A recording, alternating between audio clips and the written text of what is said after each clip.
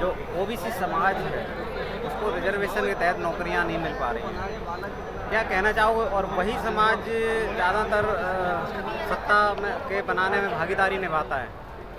देखिए, जहाँ तक आपने ओबीसी की बात कही है, मंडल आयोग की जो रिपोर्ट 90-92 में आई है, और 90-92 के बाद में जो पीढ़ 30 और 32 साल का है, इस 32 साल के अंदर ओबीसी समाज को इस बात का आपको अच्छी तरह पता है कि 20-22 साल 25 साल एक पीढ़ी को बीतता है।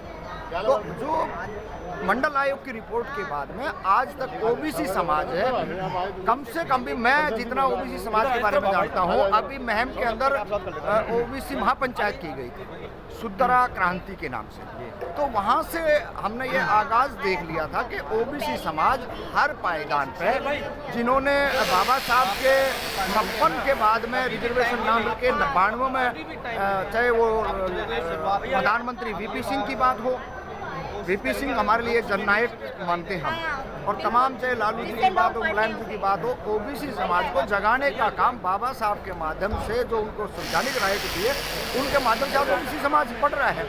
तो आज हम यही कह सकते हैं कि तमाम सारी जो चीज़ें हैं उसे ओबीसी समाज भी जग रहा है, और जिसको हम ये कह रहे थे कि ये समाज जो है वो बाबा साहब को नहीं मानता है, लेकिन लंबे समय के संघर्ष के बाद में आज फरीदाबाद के अंदर जो बार के अंदर जो यहाँ प्रोग्राम किया है, बाबा साहब का 32वां जन्मदिन मनाया गया है, इससे स्पष्ट है कि कम से कम जो लोग नकार दूसरे नज़रिए से देखते थे, जो महिलाएं बाबा साहब को नहीं समझती थी, आज कम से कम चाहे एक वक्ता ने बात रखी हो आराम से, शालीनता से, इस बात का संदेश दूर तक जाएगा कि तमाम इस देश के लोगों को बाबा साहब भीमराव अंबेडकर हो, चाहे माता सावित्रीबाई फुले हो, चाहे ज्योतिबा फुले हो, ये तमाम संघर्षकारी जो लोग थे।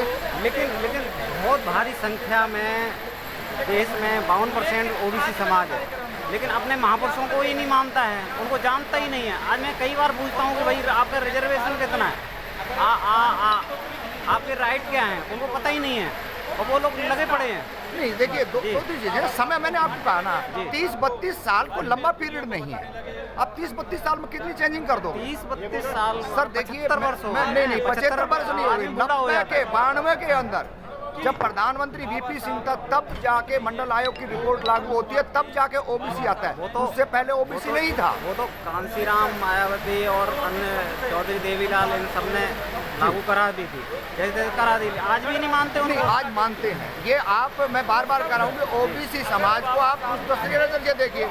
अभी आप 2 दिन पहले की महापंचायत हुई है महम के अंदर, मैं कह रहा हूँ 11 बजे से लेकर लोग 5 बजे तक, कम से कम भी लाखों की संख्या में लोग जिस शालीनता से वहाँ बैठ करके ने, और उन्होंने जो बातें सुनी है, इससे साफ संदेश था कि इस देश के अंदर ओबीसी समाज, चाहे शेड्यूल का समाज, और जो न्यायप्रिय जो लोग हैं, वो किसी जात बिरादरी के हों, वो इस बात को समझ चुके हैं कि सबको बराबर आवाज बांधते हैं। कौन सी पार्टी उद्धार कर सकती है ओबीसी समाज, एससी समाज? देखिए, पार्टियों का नहीं, आज बाबा साहब के जन्मदिन पे हम बात करना चाहेंगे। सुनिए, हम वहाँ पे भी आएंगे। हम बाबा साहब के जन्मदिन के हो रहे हैं, ज्योतिबा फुले जी का जन्मदिन पर बात करते हैं, माता सावित्रीबाई जी के फुले की बात करते हैं, कर्पूरी ठाकुर के बारे में बात करते हैं। तमाम जो ऐसे लोग हुए हैं, उन्होंने बाबा साहब ने कहा था कि जब तक आप सत्ता, बाबा साहब ने कहा था, जब तक आप सत्ता की चाबी अपने हाथ में नहीं लोगे, तब तक आपको अधिकार मिलने वाले नहीं है, आप चैन आज़ादी से जीने वाले नहीं हैं। नहीं, मैं देखिए, फिर आपका वही एक सवाल आपने पकड़ रखा है। हमारा सीधा मानना है उनका संघर्ष था। देखिए, 24 के अंदर प्रति हम आज याद कर रहे हैं, लोग तो बहुत, वकील तो बहुत बने हैं, 2 टर्म तो बहुत उन्होंने लिए। मैं वही कहना चाह रहा हूँ आपको, 2 टर्म हुए हैं जो गुजरात के अंदर नरेंद्र मोदी जी को प्रधानमंत्री, वहाँ से मुख्यमंत्री होते हुए सीधा एक नारा दिया गया था, और जब मुख्यमंत्री थे तभी उन्होंने अपनी जाति को, एक बनिया होते हुए उन्होंने अपनी जाति को डाला ओबीसी में, और ओबीसी के अंदर डाल के तमाम इस देश के लोगों को ये बताया गया। एक चाल थी, एक बहुत बड़ी राजनीतिक पार्टी की। फिर भी तो उन्होंने ओबीसी होने के बाद भी ओबीसी समाज के लोगों को रोजगार नहीं दिया, उनका रिजर्वेशन तहत उनके, देखिए हम कह रहे हैं, वोटे नहीं भरे। देखिए, तो कहीं ना कहीं ओबीसी समाज ठगा गया है। क्या का हम मान रहे हैं, हमारे साथ है 10 साल का पीरियड में जो दगाबाजी हुई है, आज उसी का नतीजा है कि ओबीसी समाज बिल्कुल जो है ना ताकत के साथ आगे आ रहा है। और आप बहुत जल्दी देखना, तमाम जो न्यायप्रिय लोग हैं, चाहे वो मजदूरों की बात करने वाले लोग हों, चाहे वो महिलाओं की बात करने वाले हों, चाहे वो कर्मचारियों की बात करने वाले हों, ये सारी की सारी जो लोबियाँ हैं ये पीड़ित लोबी है। और आज इन बात का तमाम लोगों को इस बात का पता लग चुका है कि आगे जो भी सत्ता में जो पार्टियां आएंगी वो न्याय की बात करने वाली होगी। और तीसरा फ्रंट का हम दावे के साथ कह सकते हैं, कांग्रेस और बीजेपी का अब की बार 24 में नहीं होगा। हालांकि ये बात आज बाबा साहब के जन्मदिन पर नहीं कहनी चाहिए थी, फिर भी हम कह रहे हैं कि आने वाले समय के अंदर ओबीसी समाज एक बहुत बड़ी ताकत है और वो ताकत उभर के आ रही है। तमाम आप देश के, चाहे मध्य प्रदेश से देख लो, चाहे आप हरियाणा से देख लो, चाहे आप राजस्थान से देख लो, चाहे आप छत्तीसगढ़ से देख लो, तमाम जगह जहाँ पर ओबीसी के मुख्यमंत्री हैं वो सीधा सीधा करें। और एक बड़ी बात, हमारी जो मुख्य मांग है, आपके माध्यम से तमाम आपके व्यूअर को हम कहना चाहते हैं, हम इस देश के अंदर जातिगत जनगणना की मांग है। ये जब तक जातिगत जनगणना, जिस तरीके से लालू जी ने बिहार के अंदर कहा था, बिहार में जब मुख्यमंत्री तब लोकसभा के अंदर ये बात उठाई थी कि देश के अंदर जातिगत जनगणना हो, आज जातिगत जनगणना बिहार के अंदर ही शुरू हुई है। और आपके माध्यम में तमाम राज्यों में जो भी सरकारें हैं उनको हम दावे के चैलेंज के साथ कह रहे हैं, अगर ओबीसी जातिगत अगर जनगणना नहीं होती है तो इस देश के अंदर न्याय नहीं मिलेगा।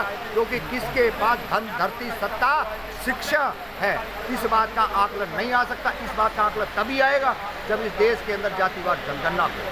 हम एक पर्टिकुलर जाति की जनगणना की बात नहीं करते हैं, हम तमाम जातियों की बात करते हैं, चाहे वो ब्राह्मण हो, बनिया हो, क्षत्रिय हो, वैश्य हो, शूद्र हो, सबकी बात करते हैं, ताकि सबको बराबर की शिक्षा मिले, बराबर का रोजगार मिले, बराबर की इस देश की कॉमन लैंड के अंदर हिस्सा मिले। ये हमारी मांग है। आपके माध्यम से एक चीज और हम कह रहे हैं, जब तक ओबीसी समाज के लोग IPS IAS नहीं बनाएंगे तब तक ये देख लेना, इसी तरीके से आप किसी न किसी पार्टी के यहाँ ठगे जाओगे।